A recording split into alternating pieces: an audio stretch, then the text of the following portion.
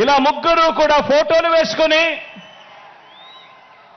చంద్రబాబు నాయుడు గారి సంతకం పెట్టి ఇంటింటికి ఈ పాంఫ్లెట్ను పంపించాడు.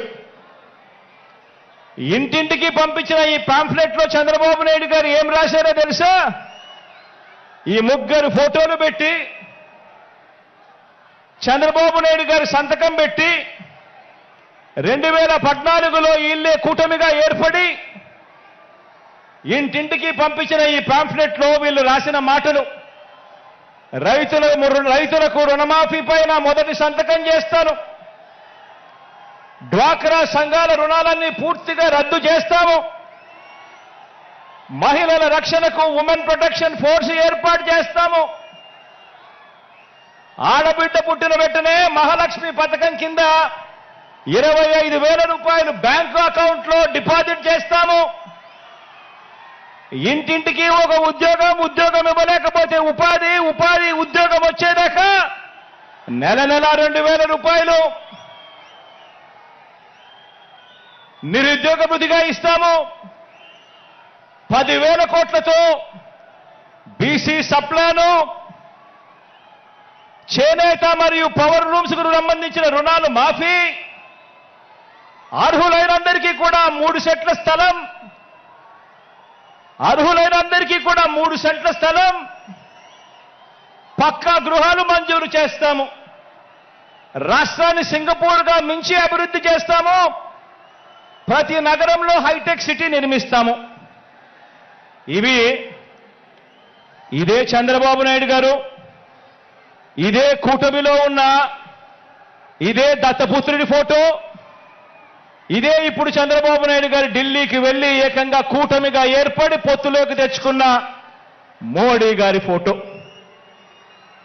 వీళ్ళు ముగ్గురు కలిసి చంద్రబాబు నాయుడు గారు సంతకం పెట్టి ఈ ప్రతి పాంఫ్లెట్ను కూడా ప్రతి ఇంటికి చంద్రబాబు నాయుడు గారు పంపించాడు. ఇందులో ఇచ్చిన హామీలు ఏవైనా కూడా అమలయ్యాయా అని అడుగుతా ఉన్నాను. ప్రత్యేక హోదా ఇచ్చారా అని అడుగుతా ఉన్నాను.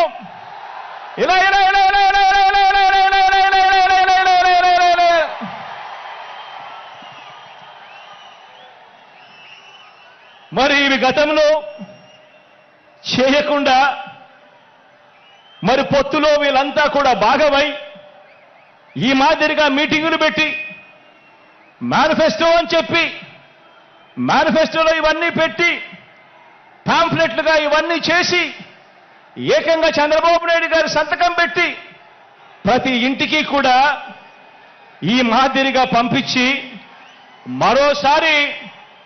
మరోసారి ఇదే డ్రామాను, ఇవే పొత్తులు, మరోసారి ఇలాంటివే ఇంతకన్నా ఎక్కువ హామీలు ఇస్తూ మరోసారి మోసం చేసేందుకు ఈ రోజు మళ్ళా చంద్రబాబు నాయుడు గారి పొత్తుల డ్రామాతో మళ్ళీ ఈ రోజు మీ అందరి ముందుకు వస్తా ఉన్నారు.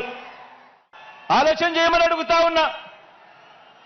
చంద్రబాబు నాయుడు గారు చూపిస్తా ఉన్న ఈ పొత్తులతో ఎవరికైనా కూడా ప్రయోజనం కలిగిందా అని చెప్పి ప్రతి ఒక్కరూ కూడా ఆలోచన చేయమని అడుగుతా ఉన్నాను. ఇలా రెండు చేతులు పైకెత్తి ఇలా